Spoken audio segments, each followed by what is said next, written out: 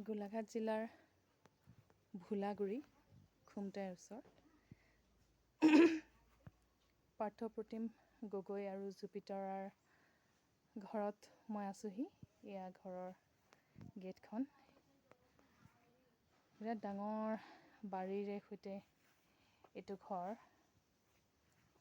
ইয়াতেই আজি 3 দিন কটালোঁ।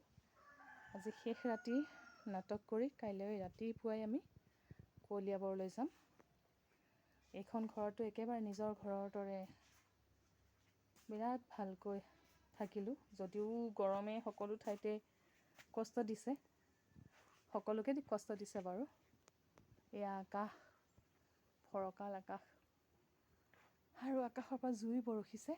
তথাপিও এই সুন্দৰ পৰিৱেশৰ মাজত থাকি বিৰাটেই ভাল লাগিলে। সেই 3 দিন কেতিয়াও পাহৰিব নোৱাৰোঁ। মোৰ পৰিয়ালত আৰু এটি পৰিয়াল যোগ হ'ল আমাৰ অসমত। এনেকৈয়ে ময়ো বৰ অসম গঢ়ি গঢ়ি আগবাঢ়িছোঁ হেঙুলৰ দলৰ লগত।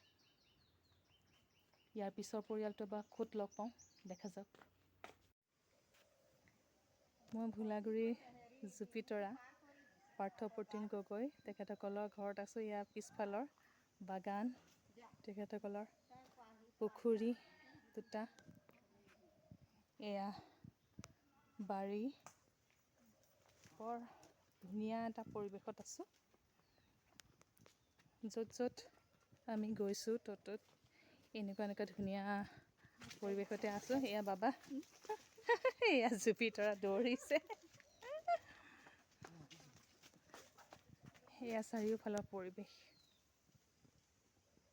সেই বাইদেউগৰাকী পাত তুলি পেলাই গৈছে। ইয়াত প্ৰায় মানুহৰ ঘৰতেই চাহ বাগান আছে। খুব সুন্দৰ এটা পৰিৱেশ।